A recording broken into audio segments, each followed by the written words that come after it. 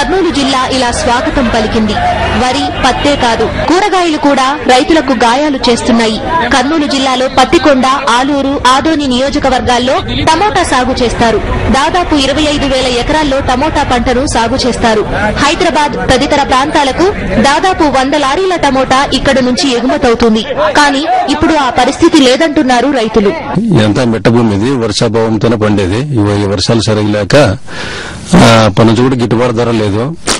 అప్పుడు ఇంతకుముందు కృష్ణమూర్తి గారు వచ్చి జ్యూస్ ఫ్యాక్టరీ వేస్తామన్నారు, మన భాస్కర్ రెడ్డి గారు వచ్చి జ్యూస్ ఫ్యాక్టరీ వేస్తామన్నారు. అయినా ఇంతవరకు ఎవరు వేయలేదు. గిట్టుబాటు ధర వచ్చే వరకు టమోటాలను నిల్వ చేసుకోవడానికి కోల్డ్ స్టోరేజీలు లేకపోవడమే దీనికి కారణమని రైతులు చెబుతున్నారు.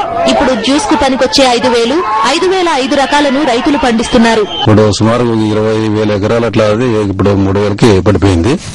కాబట్టి మాకు ఏదో ఒకటి కోల్డ్ స్టోరేజ్ అట్లాదన్నా ఏర్పాటు చేస్తే కూడా మేము దాంట్లో పెట్టుకుని మరి చేసుకుంటాము.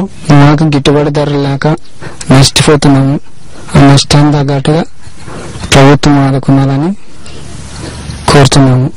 టమోటా రైతులను ఆదుకోవడానికి జ్యూస్ ఫ్యాక్టరీని, మార్కెట్ ను కల్పించాలని వైఎస్సార్ కాంగ్రెస్ నేతలు డిమాండ్ చేస్తున్నారు.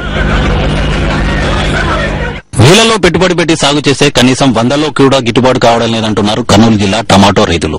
గిట్టుబాటు ధర కల్పించాల్సిన అధికారులు స్పందించకపోవడంతో 20,000 ఎకరాల్లో జరగాల్సిన పంట విస్తీర్ణం 3,000కు పైబడిన దయనీయ స్థితి.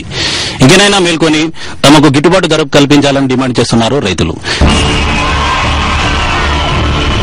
చంద్రబాబు నాయుడు గారికి లేనిది ఒక రాజన్నకు, జగనన్నకు ఉన్నది మాట మీద నిలబడే రైతులని.